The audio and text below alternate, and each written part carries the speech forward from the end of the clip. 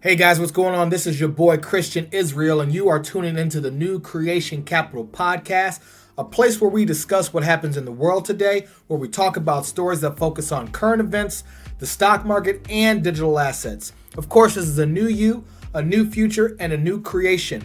Welcome to episode 14. Today is April 6th, 2020. And of course, you can see here right on the screen, we are doing two different types of podcasts. One for YouTube, where you can see the visuals about what I am talking about. And then, of course, the original podcast where you can listen to us.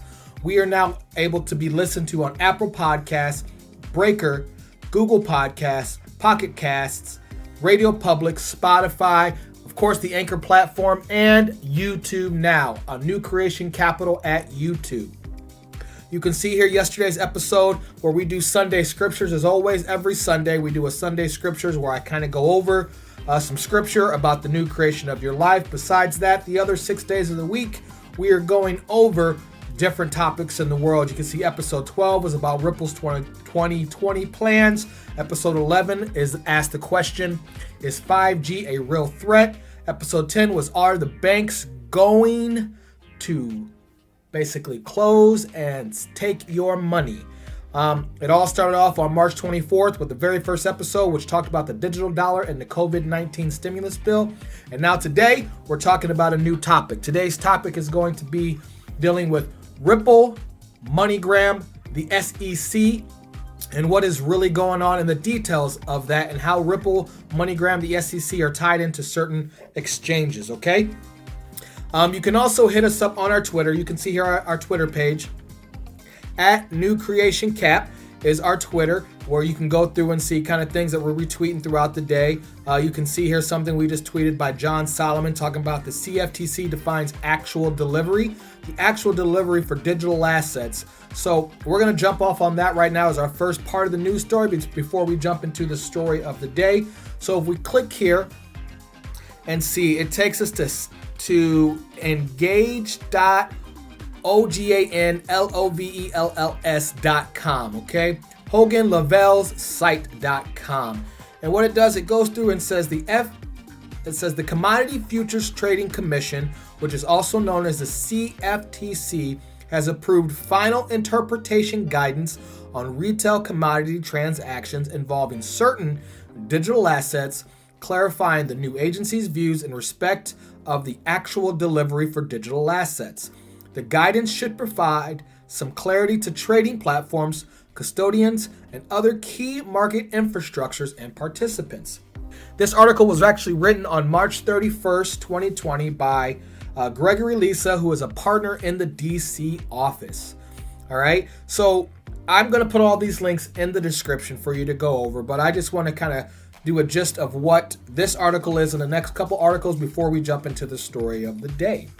It says here, what has happened? It says that the CFTC has issued guidance clarifying the views regarding the actual delivery exception to Section 2C, 2D of the Commodity Exchange Act. Now, a lot of you guys that are on the Ripple platform or the XRP token or worried about what's going on with Bitcoin, what's going on with Ethereum, what's going on with the other types of utility tokens or digital assets or just cryptocurrency in general, the thing that the public, I should say that our space is pushing is want to know clarity, definitions, regulation clarity. And this talks about it, which I haven't seen because this article is on March 31st. And I do a lot of digging with other YouTube channels, other news outlets, and I've yet to see this specific thing, but this did come across Twitter yesterday.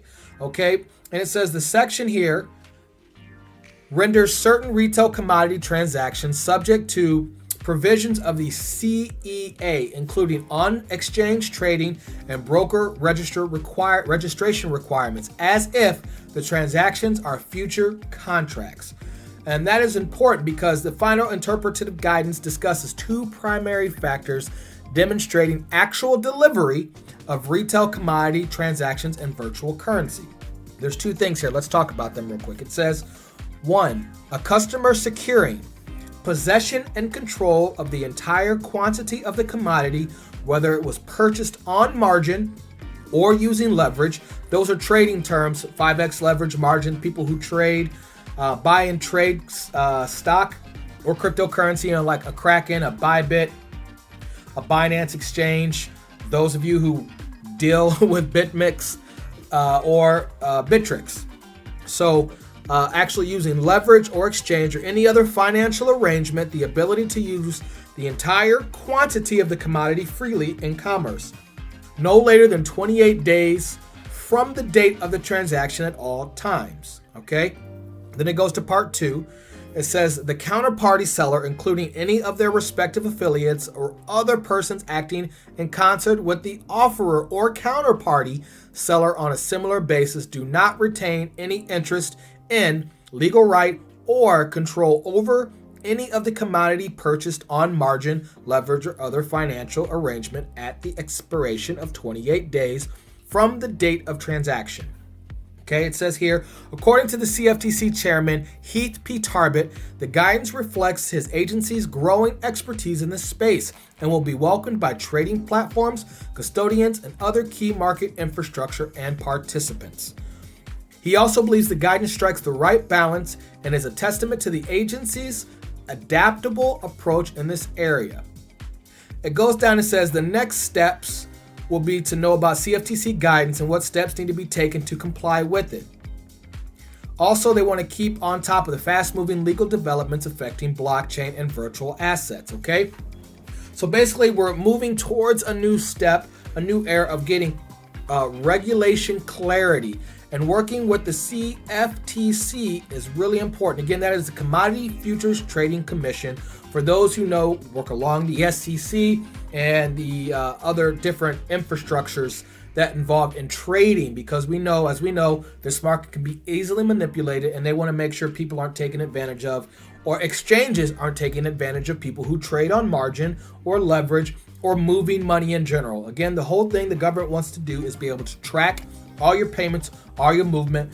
And yes, I know, for lack of a better word, it sucks that we got to get tracked, but that's part of what regulation is, because we don't want people who are accumulative whales like we have right now that can move the market up and down just to make an extra dollar. So right now we know this is the wild, wild west, but we need, in order for this space to grow, definitely for traders like me, we need some kind of interpretation for not only taxes, but some lack of the manipulation movement so we can continue to make some money and do well in this space, okay? Again, this link to this story will be in our Anchor podcast description. Let's move on to the next story. Here, speaking of exchanges, let's talk about the exchange ones. Speaking of exchanges here, there is a article that was put out on theblockcrypto.com, okay? It is written by Stephen Pally. It was written on April 4th, 2020, and it's titled, Top Crypto Exchanges, Token Issuers Named in Friday's Barrage of U.S. Class Actions Lawsuits. Now, this article came out on Saturday. Today is Monday, so I'm sure you maybe got this. If you haven't gotten it, basically there's a massive set of lawsuits that went out on Friday, and this article came out on Saturday. So it gives us a quick take here, and he says, a coordinated series of lawsuits filed in New York federal court on Friday alleges securities law violations against numerous token issuers and crypto exchanges. We just read that article about trying to find clarity. Here's a lawsuit that deals with it. It says the lawsuits filed by the same firm that represents the plaintiffs in litigation against Craig Wright, which is Bitcoin SV, and Bitfinex, say that the numerous tokens were in fact unregistered securities, that their issuers violated registration requirements, and that token exchanges violated exchange and broker-dealer registration requirements. The resolution of these lawsuits may take many years, given the usual pace of class action litigation, compounded with international defendants and COVID-19 court slowdowns, but contain substantive allegations that may be problematic for some of the defendants, particularly given court findings that consider other digital asset sales. Well-known crypto market players and companies were hit by a barrage of new lawsuits filed Friday in New York federal court. 11 new punitive class actions were filed on April 3rd by the Roche Freedom Law Firm in Southern District of New York. And you guys know the Southern District of New York, that's kind of the federal building there. They're the people who kind of prosecute everything. If you get prosecuted or called to court by the Southern District of New York, yeah, I think their win rate's like 99%. you're in trouble. But this is a separate law place. This is not the federal government coming down on you, but they did obviously file this federally. So let's look into who they named. It says here they separately named, are you ready? Binance, Civic, B Protocol, Status, Block.1, KDAX, QuantaStamp, Buybox, Tron Foundation, KuCoin, HDR Global Trading, that is the BitMEX exchange. We all know BitMEX. I don't know why people still trade on BitMEX, but BitMEX, and many of their principals, including crypto notables such as Brendan Blummer, Dan Lermier, Vinny Lingham, Binance co-founder Chang Ping, which is known as CZ, Zhao, and BitMEX co-founder and CEO Arthur Hayes. Boy, again, we all know in this space how we feel about Arthur Hayes and basically how the liquidity hunts as a trader. I now trade based on, one of the big principles for my trading is based on where the liquidity is as far as shorts, 20, 10, 25, 50, and 100% above for longs and shorts. That's one of the main things now. I'm no longer just going on technical analysis, TA. I'm looking into seeing where the shorts and the longs are because, Bittrex or BitMEX's liquidation and the liquidity they have on their account, if they make a move there and, they have some, they have a lot of Bitcoin on that found, that if they just make a move and they want to take it out based on quote unquote computers, it just can drop $600-700 Bitcoin specifically. Or as we saw with XRP on that one, it dropped down and did a quick liquidation hunt for the longs, and it dropped down. I don't know, a long wick was, I forgot, maybe someone can tell me in the comments, I think down to like 4 cents. We saw the same thing with Chainlink. We saw the same thing pop up on Bitcoin yesterday, where it shot up at $600-700 in like a minute and came right back down. And what that is when they liquidate your website, when they liquidate people's trades, they're making millions and millions and millions of dollars. The Black Thursday crash a couple weeks ago, I think they made almost $1 billion in liquidity. So I know there's a lot of holders out there, but those of people who trade like me, it can be dangerous watching those stop losses, because if you don't put a stop loss and you're at a 10x, a 25x, a 100x, you can be liquidated and your whole account can be gone. I'm going to snap. Just like that, okay? I do my trading on Kraken. I have a 5x margin at most, and I only trade when I'm willing to lose, and I always put a stop loss. However, you normally don't expect something to drop, 50% and shoot back up in a minute and liquidate you just that quick because you got a wick, and that's kind of what this lawsuit is about.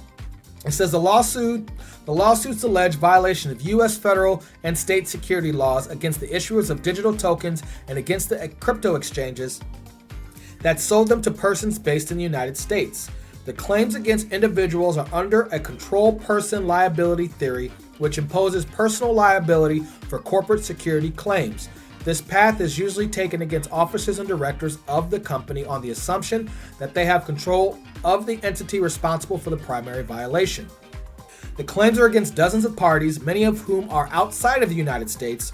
Arguments about jurisdiction will surely be hard-fought. Of course, it's hard to summarize 11 detailed complaints but the key issue at play is the nature of these tokens as securities and their availability for purchase to U.S. persons. So as you know, the SEC has been coming down on ICOs and privacy coins, saying, as we heard with Telegram last week, denied their issue of their token because they were considered a security. And that's the big thing. If you're considered a security, you need to be registered with Security Exchange Commission, because your money is direct reflects when the person buys into that company or purchases that token, they're expecting some kind of percentage back. So a perfect example, I guess, in this lawsuit would be BNB token, right? The BNB token on the Binance, you get a discount by holding that token for your trades, and you assume, like a normal person, I should say, someone who doesn't dig, assumes that if I own BNB, I'm owning part of Binance. And that's what they're saying here. So if I own the Binance coin or whatever coin Arthur Hayes holds, that it's a percentage, it's a security. And so since they can manipulate it back and forth, they're basically crushing us. That's like owning part of Southwest Airlines or Apple, and they move the money and then we get liquidated and they buy back in. I mean, basically kind of what already goes on in the SEC when they did the buybacks with the airplane industry within the buybacks. That's kind of what they already did. But here, they come down in the crypto market, and that's the gist of it. You can see the rest of this story. It talks about KuCoin here. It says, if the court finds that any of these were in fact securities and sold without a registration by KuCoin, which of course not registered as a broker-dealer, it may face not only hefty damages but further scrutiny from state and federal exchange regulators who will surely be following these cases. So these exchanges, as you know, there are a lot of exchanges that cannot be used in the United States. This is the reason a lot of them don't function. You have those like a Coinbase or a Kraken who work with regulators, and you have these other guys who are kind of out there. I mean, I wouldn't say it, but you would see on Twitter basically calling people crooks, that these exchanges are crooks. And if you think someone's bad business, why would you work with them anyway? I guess you get what you pay for. So let me know what you guys think of that story. Do you think these exchanges are crooks? Do you think these guys are using security tokens? Do you think lawsuit is a frivolous lawsuit? Do you think they have an argument?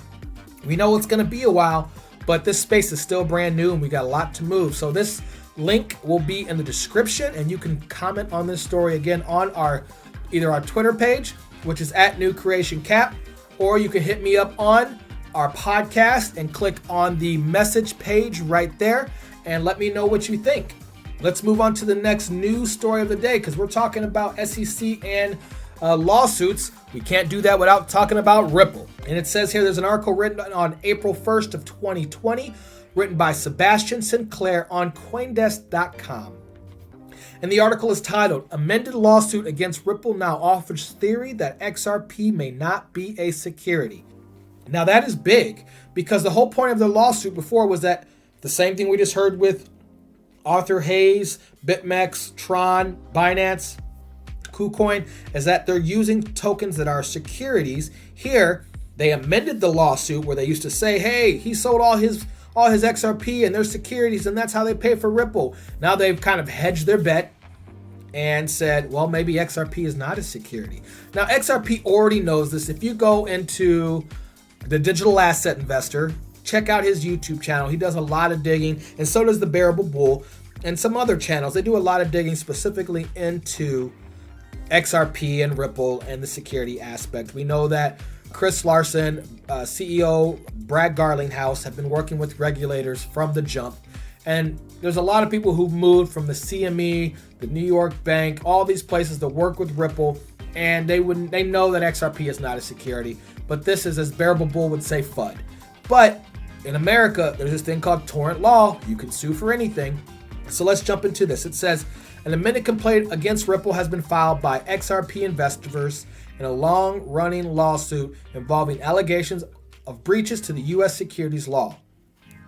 This 2-year class action, which claims Ripple, a blockchain payments infrastructure firm, violated security rules with its sales and marketing of XRP cryptocurrency, has been refiled with additional claims to back up the case that Ripple and its CEO, Brad Garlinghouse, had undertaken unfair or fraudulent business practices.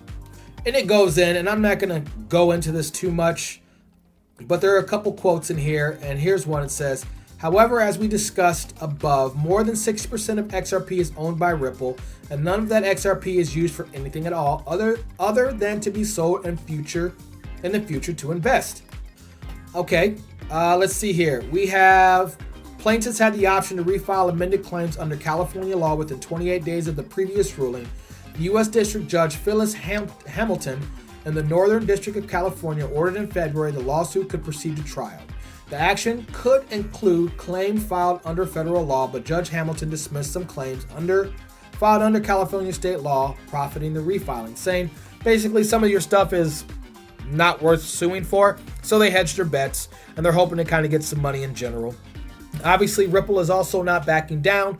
They just had a $10 billion evaluation. They're working with hundreds and hundreds of banks, institutions, the IMF, everybody, and so everyone knows that XRP is not a security. Ripple itself, Brad Garlinghouse talked about eventually becoming an IPO, being one of the first cryptocurrency companies to do that. And so they're going to move in that direction. However, we know the truth if we really dig.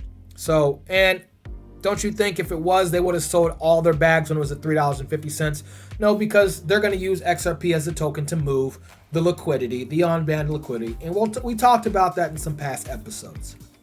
So before we jump into the story of the day, I want to make sure that you guys please comment, follow along, let me know what's going on. If you haven't subscribed yet, please subscribe to the podcast, share it, like it, let me know. We also have our YouTube again. We also have our Twitter. I'll show it to you one more time. It's at New Creation Cat. Would love for you guys to follow along. Really appreciate it. Thank you to all the new followers. Thank you to all the guys who have been reaching out.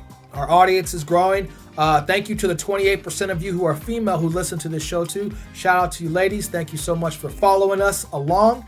And besides that, let's jump into the story of the day. All right, so let's jump into the story of the day. Before we do, I mentioned PublishOX before. This is another platform that you other bloggers or people who want to get information can go to. It's pretty cool. I found this a couple weeks ago. And what happens is when people click on your stories, you actually get tipped in cryptocurrency.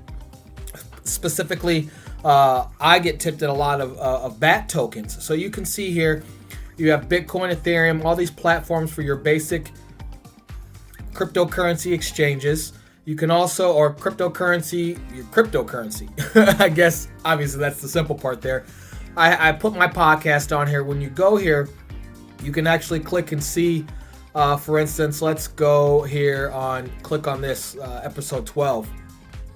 You can see here that I've got 6 cents from yesterday put on here.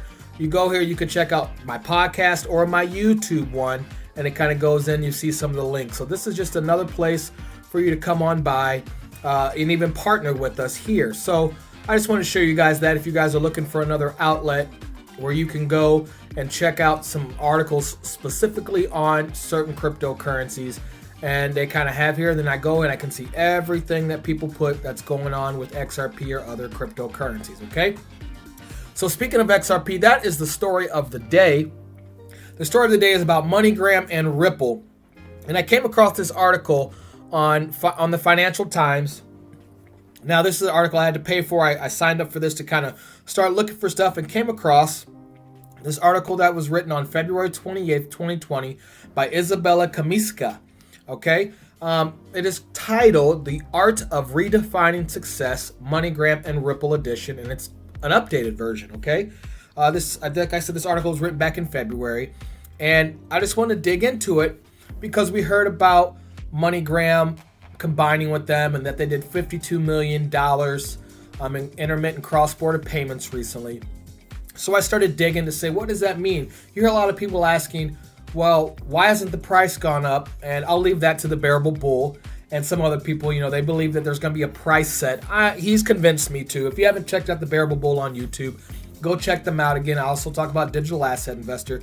These two really dig into what is going on in today's current, and I'm getting my way into that as we find the voice of this podcast. And I just want to thank you guys so much for being a part of the New Creation Capital podcast. So let's dive into this article. And she writes here, for all its talk about disrupting cross-border payments, Ripple Labs, the cryptocurrency startup that likes to make out its win with the mainstream banking boys, has had very little to show for its efforts in terms of real-world applications. So that's what people like to say right here, is that people are saying Ripple Labs is disrupting. You heard Christina Lagarde talk about that as well in a few episodes back when she was at Davos, I believe it was. So here's two exceptions to the rule for them. A much-touted partnership with Santander, which we know is one of the biggest banks, and even more hyped up and highly promoted relationship with the $125 million worth of MoneyGram, the NASDAQ-listed worldwide remittance specialist. So MoneyGram is one of those people who move the money, and it says here in June 2019, shares in MoneyGram shot up when Ripple, which prefers to be known as a blockchain startup. P.S. How many startups do you know are worth $10 billion? How many startups do you know where the CEO is able to sit down and speak with the Secretary of Treasury, Steve Mnuchin, at the same day that he is meeting with banks from all over the world? I'll show you that documentation sometime straight from the White House. But they like to be known as a startup. They are no longer a startup. And if 10 billion is starting up, what is going to happen when they're ready to go? I mean, that's pretty amazing. Anyway, it says here that when they agreed to invest up to $50 million in the company. This followed an initial announcement on January 2018. MoneyGram had partnered with Ripple to test the use of digital currency to move customer funds. One of the conditions of that investment was that MoneyGram will commit to using Ripple's XRP cryptocurrency and XRapid platform, which handles XRP transfers.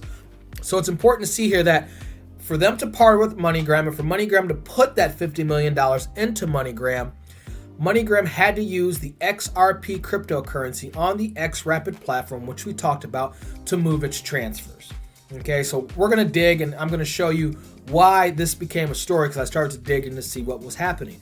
And we know most of the money right now, as of the $52 million that was moved in one in multiple transactions from America basically to Mexico, we're going to go through that through the Bitso platform. MoneyGram has to use XRP. So here's a real world utility example of what XRP is being used for. Now, before we go, I want you to see that in 2010, MoneyGram was at $30 a share in the stock market. And they went all the way down to right here, beginning of 2020, down to $2.13. That sounds, what is that, some 95% drop? Isn't that what most of the cryptocurrency have done since the end of the bull market run in 2018? Well, that's what happened in MoneyGram. MoneyGram was hurting. So basically, XRP got a piece of MoneyGram for pennies on the dollar and got them at $2.13. But came November 2019, MoneyGram's chairman and CEO Alex Holmes was sitting on the stage with Ripple CEO Brad Garlinghouse, declaring that up to 10% of MoneyGram's US Mexico business was already handled by Ripple systems. Flash forward to Tuesday this week, again this is February, and an 8K SEC filing for MoneyGram reveals some intriguing tidbits about the nature of Ripple's and MoneyGram's relationship. It turns out Ripple has been paying a significant amount of subsidies cash to MoneyGram's business since buying into the company in June. In the third and fourth quarter alone, the Ripple benefits amounted to $11.3 million. What's more important, until a consultation with the SEC, MoneyGram had been more than happy to book these cash flows as revenues. Due to the SEC guidance, however, it has now had to restate fourth quarter guidance to account for Ripple's payments as contra expenses. Now, what does that mean? Let's look into this. As 8K states, at the time the company issued fourth quarter guidance, it assumed Ripple market development fees would be accounted for as revenue, consistent with the third quarter treatment. As a result of the change, the Ripple financial benefit of $8.9 million in the fourth quarter and $2.4 million in the third quarter is now accounted for as offset to operating expenses and transaction and operation support and is no longer included in revenue. Global Funds transfer segment revenue was $299.7 million, down 6% from the fourth quarter of the prior year.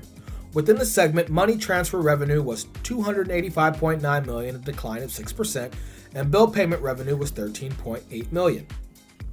So what exactly is Ripple market development fees? Are they a subsidy Ripple is paying to MoneyGram to compensate them for a loss of earnings for using their system? Some sort of kickback? So she says here that when they asked MoneyGram, they declined to comment.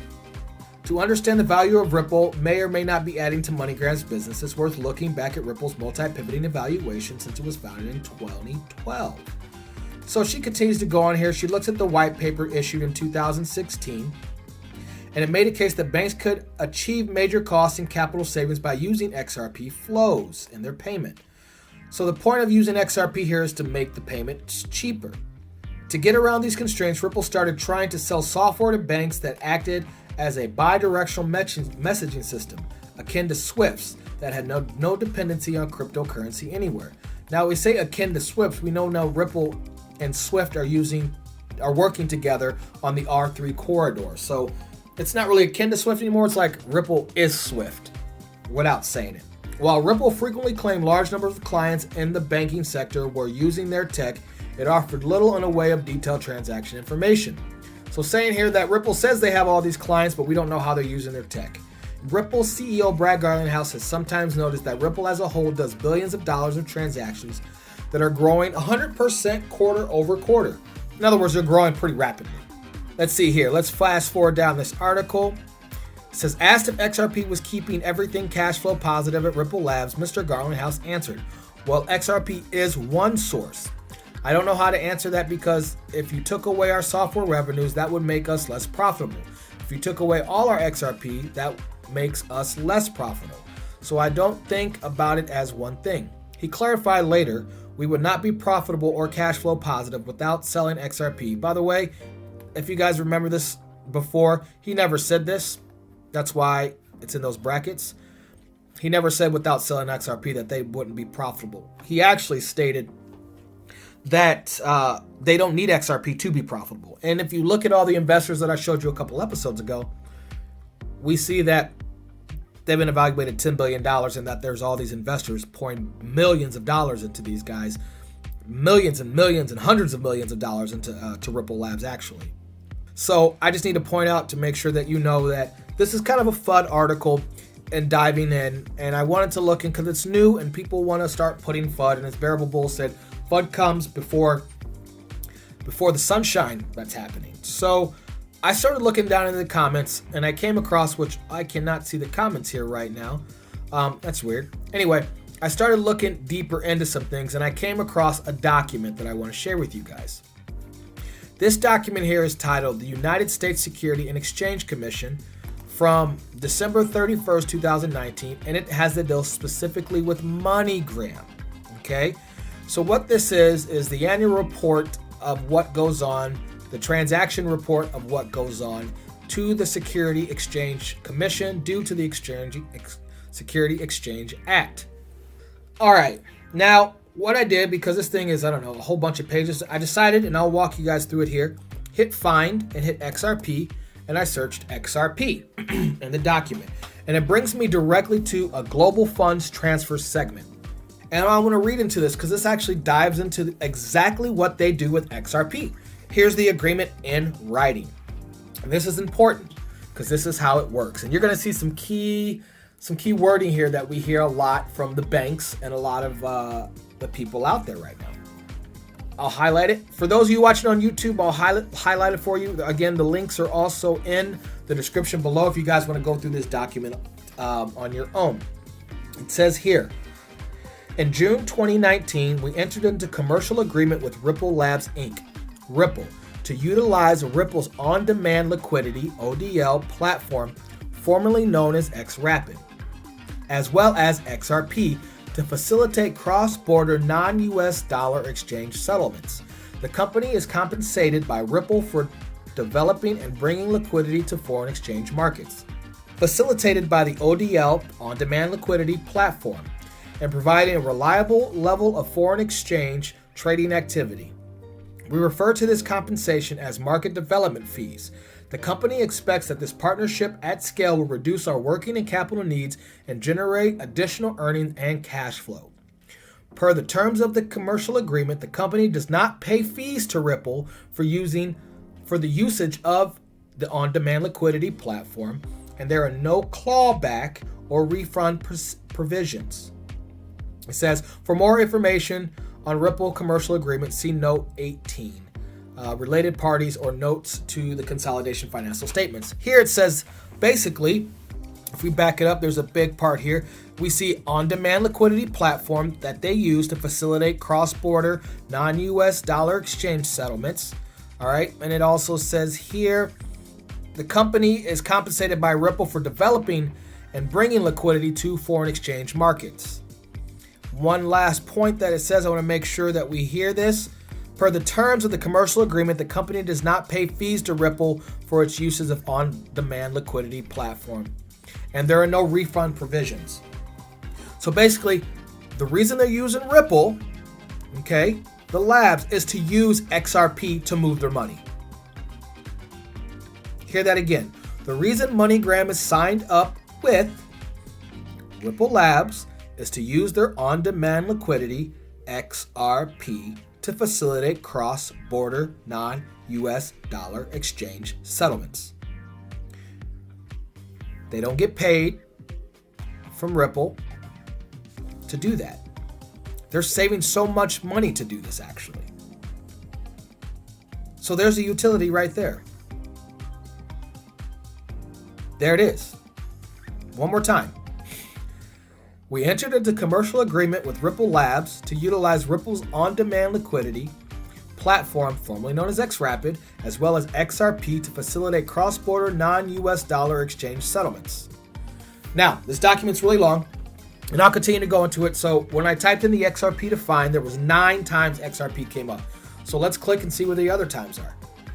We see here, again, it says in June 2019, we announced a commercial agreement with Ripple, which is scheduled to expire. By the way, this agreement expires July 1st, 2023. So it's kind of a test market. It says the commercial, and we highlight this for those who are looking and not listening. The commercial agreement allows MoneyGram to utilize Ripple's ODL platform as well as XRP to facilitate foreign exchange trading. To facilitate foreign exchange, okay, cross-border payments, not to move money within the US, but to move it around the world. The company is compensated by Ripple for developing and bringing trading volume and liquidity to exchange markets facilitated by the ODL platform and provide them a reliable level of foreign exchange trading activity. The company anticipates that this partnership at scale can reduce our working capital and generate additional revenue and cash flows during the term of commercial agreement. So during the next 4 years, well, 3.5 years now, three years some change, they are going to offer the on-demand liquidity so MoneyGram could just move money and not have to worry about a reserve, not having to worry about capital, not having to worry about working capital. Guys, if you don't know what working capital is, that's cash in your bank. What's going on in the world right now with all the banks? They don't have capital. They don't have cash flow. They don't have working capital. They need, you hear the word liquidity, liquidity, liquidity, liquidity, liquidity. I'm trying to say that all those times fast. On-demand liquidity, in utility, in action right here. So much that, I almost said Western Union, so much that MoneyGram is able to make all these payments flow because they're using the on-demand liquidity. And the way the company is compensated by Ripple for developing and bringing trading volume. So trading volume. Where do you look at trading volume? On exchanges, where people can trade and move the money across the markets. Providing a reliable level of foreign exchange trading activity. Reliable level, that means where the money doesn't bounce up and down. Set price. Set price. This is just a test. A set price so that it doesn't move up. Remember, the transactions are only 90 seconds max. 3 seconds kind of out there in the open on the distributed ledger, right? So that's just an example of it right there. On-demand liquidity, working for a company that's evolved to move money. All right, let's go to the next XRP here. And this is where all the rest of them are. It goes down into the commercial agreement, and we see it again. It says here. All right, second part. I'll highlight this here, okay? The company accounts for the XRP received as an indefinite lived intangible asset. Intangible asset. You keep hearing those words all over the place, which is measured based on fair market value of XRP. Any future liquidation of such indefinite lived intangible assets will result in capital gains or losses and be recorded in occupancy, equipped, and supplies in the consolidated statement of operations. Again, I'm going to read it one more time. The company accounts for XRP received as an indefinite lived intangible asset, which is measured based on the fair market value of XRP. So right now, the fair market value of XRP, what we're seeing is 18 cents right now at this moment. However, when they set the amount, $10, $26, $52, $100, gold was set from 35 cents to $35. XRP could be from 18 cents to $18. But if they want to move all the money, all they have to do is set a price, $10,000 a set price, of $10,000, because this is not decentralized. This is to move money as on-demand liquidity. They have the largest market cap. You put it at $10,000, boom. It helps all the banks. A place like MoneyGram only needs to move it when it's at 18 cents. But imagine you got the IMF bailing out all the country banks right now, all the big banks. Remember, they're actually partnered here. We can see that they are with, here's some of the banks: Bank of America, BNY Mellon, Citibank, HSBC, Goldman Sachs, UBS, Wells Fargo, Standard Chartered, Yes Bank, JP Morgan Chase, BMO, Barclays, Dutch Bank. Then you also see American Express up there. You see them working here with all these people, which are VC-backed, venture capitalist-backed. You see some private equity over here. You see independently owned places they're working with, public companies here. There is Western Union, Visa, MasterCard, PayPal, MoneyGram, Walmart, and some other bigger ones here. Global Payments, T-Systems. And then you see some digital banks here, Revolut, Starling Bank. And then the only crypto distributed ledger here, Ripple. And this is titled, by the way, for those who can't see it, the 2020 Cross-Border Payments 100. So these are the guys who do it all. Ripple's right there in the center of the only digital asset one moved. And that's pretty big. At the end it says, MoneyGram will recognize the XRP fees received from Ripple as vendor consideration. So MoneyGram will recognize the XRP fees, so not the dollar fees, but the XRP fees. We know that's not a lot. Received from Ripple as vendor consideration, which will be presented as an offset to costs incurred to the vendor, transaction and operation support in the consolidation statements of operation. All activity related to Ripple commercial agreement, including purchases and sales of XRP and consideration received in XRP, will be presented as part of the operating activities and the consolidation statement of cash flows. For the terms of commercial agreement, the company does not pay fees to Ripple for its uses of ODL platform, and there is no clawback or refund provisions. Basically, there you have it. That's how the inner workings of MoneyGram and Ripple works. They actually use XRP's on-demand liquidity. Ripple is going to give them XRP. If they sell XRP, they don't have to worry about Ripple, but they have to worry about the SEC and the exchange and selling of that token, because it's considered an asset at that point, and they get charged and it's part of their cash flow. So if they see this big picture, people are saying I saw an article, MoneyGram's gonna sell it immediately. Why would they sell it when they can use it as on-demand liquidity right now? And then when the price gets set, XRP, if we knew it would go at least say $3 as it did last bull market, that's pretty big. But then we know this is wave 4 of wave 5, end of wave 4, getting ready to go into the major wave 5 overall, with levels expected in double digits, some triple digits. And if we believe, based on how it's going to be used, that it's going to have a set price, we're talking 5 digits. So why would you sell it at 18 cents? You're not going to. MoneyGram doesn't need to now. They're moving the money, making money, and there it is right there. Right there in the open, that's how they use it. They use Ripple's on-demand liquidity to move it XRP. That's pretty cool. XRP, we see now, stands for XRapid. So, let me know what you guys think about that. Put your questions in the bottom, in the description, or in the comments. Put your questions. Hit me up on the podcast channel, and you can leave, again, I'll show you. You can leave a message right here, and you can let me know what you want. If you want to partner with us, click the support button right there, and whatever platform you're listening to on, please follow, like, subscribe, share this podcast, and let me know what you think. Now, before I finish this up, I came across something else, and I'll show you this website. It's called utility-scan.com. Now, people can really only see this if you're on the YouTube station. So if you're on the podcast, kind of flip over now. After you listen to this, flip over to the YouTube channel and look at this visual. Or you can look at it on your own, because the links will be in the description. This is called Utility Scan. It's the beta version of it. And you can see every single transaction done for the Ripple platform, for XRP. And I came across this last night, and as I was looking down, this is page 2. I'll flip over to page 1.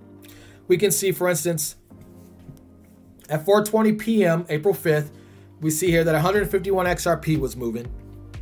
And nothing crazy. You see the dollar value. Little here. I mean, it's literally $26, $26, 151, 151, 151, 151, 151. All these transactions, the same exact amount being moved from USD to, looks like the Filipino peso, actually. So someone is trying to move from Bitstamp to CoinPH. So Bitstamp looks like it's a USD exchange, moved to a Filipino exchange. But that's not what caught my attention last night. This is a cool website if you want to check and see the X-Rapid transaction spotted on on-demand liquidity. I flip over to page 2, and this is what popped up to me last night. Actually, not page 2. I got to find it here. All right, perfect. I was checking this out, as you can see, around midnight my time last night. And something caught my eye. I see here that on April 4, 2020 at 11:52 p.m., there was a transaction of 55,400 XRP. The value was worth $9,987 from Bitso to a Mexican exchange, from US dollars to Mexican peso. I was like, okay, that's cool. That's a lot amount. But then I looked down and I saw the same thing again 7 minutes earlier. 55,367 XRP for $9,986. Well, 7 minutes before that, at 11:37 p.m., I saw again 55,392 XRP being moved, worth $9,980 from, again, Bitso to the Mexican exchange. And then I saw a $5,000 one, which wasn't the same, but then I saw again 10 minutes earlier than that, 55,474 XRP, worth $9,993 from Bitstamp to Bitso, from fiat to the Mexican peso. And 10 minutes prior to that, I saw 55,000 XRP, worth $9,957 from Bitstamp to Bitso, from USD to Mexican peso. 10 minutes to that, I saw another transaction, 55,331 XRP, worth $9,983 from Bitstamp to Bitso to USD, Mexican peso. Then 10 minutes earlier than that, I saw another 55,000. Then 10 minutes prior to that, I saw another 55,000. Then 10 minutes prior to that, I saw another 55,000. Then 10 minutes prior to that, I saw another 55,000. Then 10 minutes prior to that, I saw another 55,000. Then 10 minutes prior to that, I saw another 55,000. And this goes on, ladies and gentlemen. I'm still going. I'm still going. I'm now at 6:48 p.m. yesterday. Now at 5:57 yesterday, 5 o'clock yesterday, 4 o'clock yesterday, 3 o'clock yesterday, 2 o'clock yesterday, 1 o'clock yesterday, and so on. And you know what? I keep going through all of April 4th, the whole day of April 4th, the whole day, every 10 minutes. Every 10 minutes for April 4th only. When I got to April 3rd, I didn't see that moving like that. Literally only April 4th. So I dug a little bit, because you know what this does is allow me to look on transactions. So you can click on info.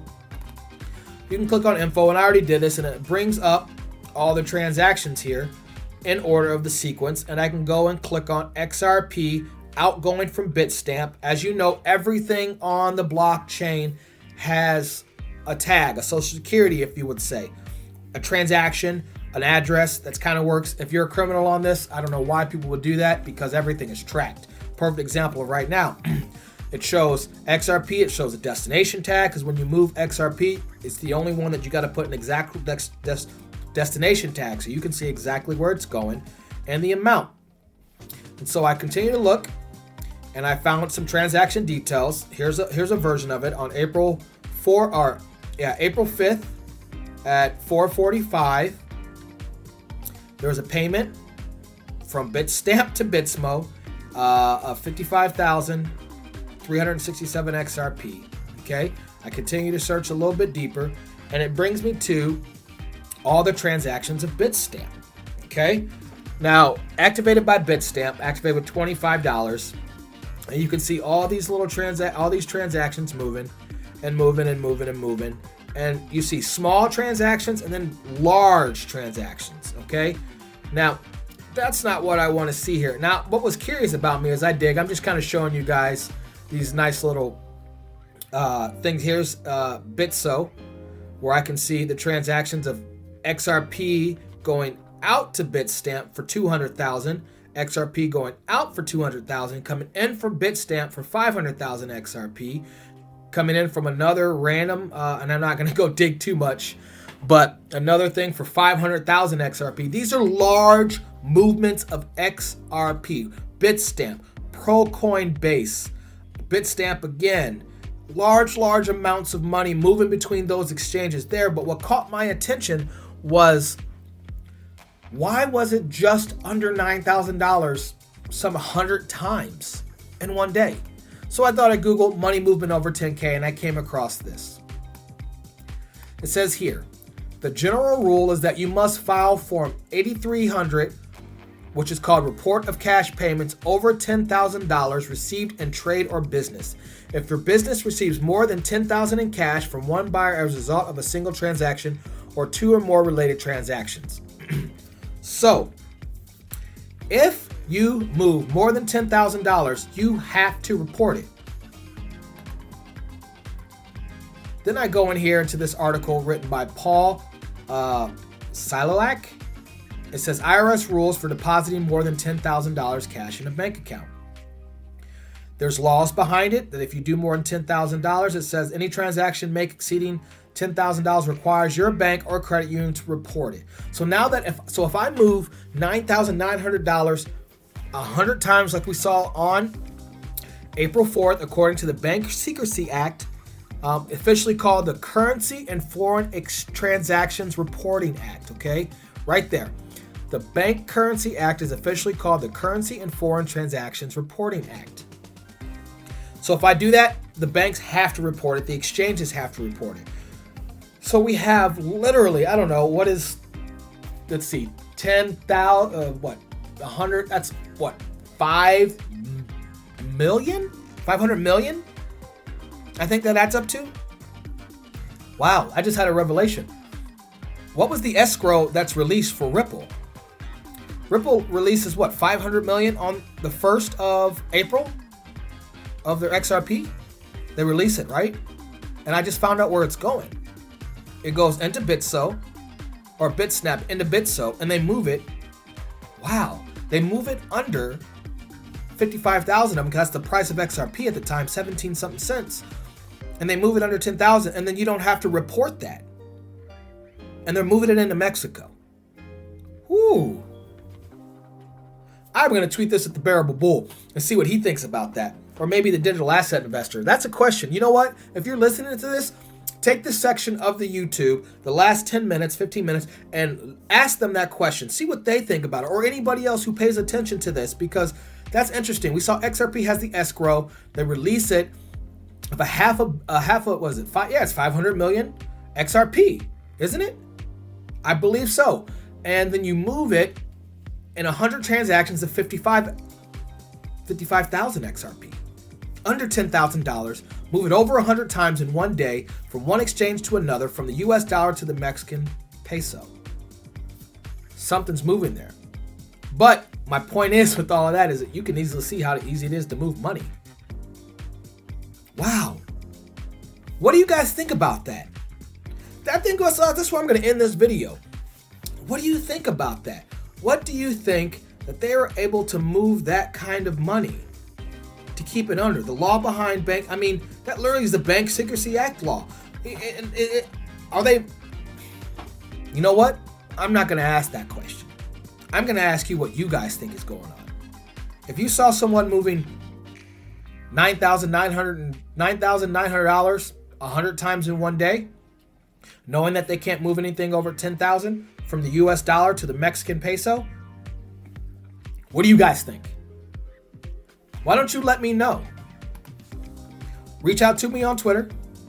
That's where I want to know. I want you to reach out to me on Twitter, New Creation Cap. You need to hashtag XRP, hashtag MONEYGRAM, hashtag New Creation Capital, whatever you want to hashtag. Please let me know, because that's a pretty big pretty big thing there. What happens? What is going on with the money, right? They always say, if you want to know what's really going on, follow the money. I just followed it there, and I don't know if I want to dig any further. I used to live in LA, and I don't know if I want to dig any further than that one. Why don't you guys let me know? All right. Again, thank you guys for listening so much. This is the story of the day. You are listening to the New Creation Capital podcast. My name is Christian Israel. This is the place where we discuss what happens in the world today, stories that focus on current events, the stock market, and digital assets, because this is a new you, a new future, and a new creation. Please subscribe, like, share, follow. As always, you can follow us on Apple Podcasts, Breaker, Google Podcasts, Pocket Podcasts, Radio, Spotify, and of course the Anchor platform. I also told you guys all about the Publish OX platform that we are also on. You can find us here. It's pretty easy to find us. All you got to do, go into the search button, type in New Creation Podcast, and you can find all of our videos and our actual Audible podcast for you to listen to, depending on what you choose. You want the visual, like we're creating now, or you just want to listen to it as you go about your work day. Besides that, guys, thank you so much. That is the story of the day. Let's go ahead and close on out on this story. As you guys have known, I've seen it going around YouTube for all the YouTubers out there that talk currency, cryptocurrency, banks, and etc. That this, specifically on MarketWatch.com, written by Greg Robb, is that the FDIC closes small West Virginia bank, moves deposit to MVB Bank. And it says here the title, FDIC officials said the failure was not connected to the recent economic shocks from the spread of the coronavirus. Now that's key here. Read that one more time, a little more clearer. It says here, the FDIC officials said the failure was not connected to the recent economic shocks from the spread of the coronavirus. Now, this is a small bank in West Virginia that has recently failed and was taken over by the FDIC after experiencing difficulties since 2015 and 2019 capital letters were too low. The federal deposit, the FDIC, announced Friday. It says the bank was of Barboursville, $152 million in total assets, closed Friday in West Virginia. Pretty much a bank closed, okay? And then I kind of heard something on somebody else's channel today, as I just wake up and I watch people's channels as well, talking about this is just the beginning. You're going to see banks failing all over the place, which I agree with, right? But I want to kind of put things in perspective, because they made a statement that this is the only bank to fail in such a long time, and it's because they're moving and et cetera, et cetera, et cetera. I decided I looked, okay? I went to FDIC government /bank /individual /failed /bank list. Basically, I went to the FDIC to see what FDIC banks have failed recently, okay?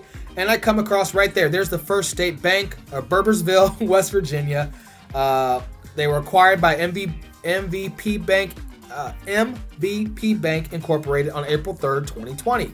We saw that, but we see another bank that closed on February 14, 2020 in New England. And then the bank before that was November 1st, 2019, October 5th, 25th, 2019. Two banks closed, but then so far 2 banks this year have closed. 1, 2, 3, 4 banks last year closed. In 2017, 1, 2, 3, 4, 5, 6, 7, 8 banks closed. So from 8 banks to no banks in 2018, to 4 banks in 2019, and now 2 banks in 2020. So banks are closing. Smaller banks are closing. Over here, it looks like 561 total entries of closed banks, and this goes all the way back to 2020, okay? I mean, 2020. The year 2000. October 13, 2000 was the first Bank of Honolulu that closed, and that's what's listed here. So fast forward 20 years, 561 banks have been closed, and it won't be the last, and it wasn't the first. So you can go get a list to see if there's banks around you closing. That's not headlining the news. So far, 2 out of the first 4 months of the year. First one since, well, I don't know, technically we started having stock market issues on February 14th, but I don't know if we count that. You're already in trouble. By the time you get in trouble and you close, it's probably been a year or 2 in the making, if not that. And we see that. So there you go. Go ahead and check the FDIC Insurance Corporation website and you can see all that. Again, thank you guys for tuning in. Thank you guys for checking in. I will close with scripture as usual, but before I go, please make sure that you follow the podcast. I'm trying to get some followers here. Partner with us, listen to us. We're also on Twitter, like I said, at New Creation Cap. We're also on the Public's website. As I love to say to you guys all the time and give you some advice, remember, buy low, sell high. This is a new you, a new future, and a new creation. Thank you guys. Have a good day, and I hope you enjoyed the scripture. It's verses 5, 6, 7, and 8. It goes like this. An honest witness does not deceive, but a false witness pours out lies. The mocker seeks wisdom and finds none, but knowledge comes easily to the discerning. Stay away from a fool, for you will not find knowledge on their lips. The wisdom of the prudent is to give thought to their ways, but the folly of fools is deception. So guys, what you see out there, you see things looking one way, you see another trying to make you look another way. Just pay attention to what the truth is. Do your own research. Look into your word. Look into your faith. That's the Proverbs. That can go to anybody, basically, right? The mocker seeks wisdom, but finds none. The knowledge comes easily to the discerning. So those who are discerning and know how to look through, for lack of a better word, the BS, you will be able to see it, guys. And right now, what do you think the BS is? What do you think is coming out there? Where do you think this is going? I asked a bunch of questions. I'm looking for you guys to answer me, okay? Thank you guys again. I'll do my sign out one more time. Remember, buy low, sell high. This is a new you, a new future, and a new creation, guys.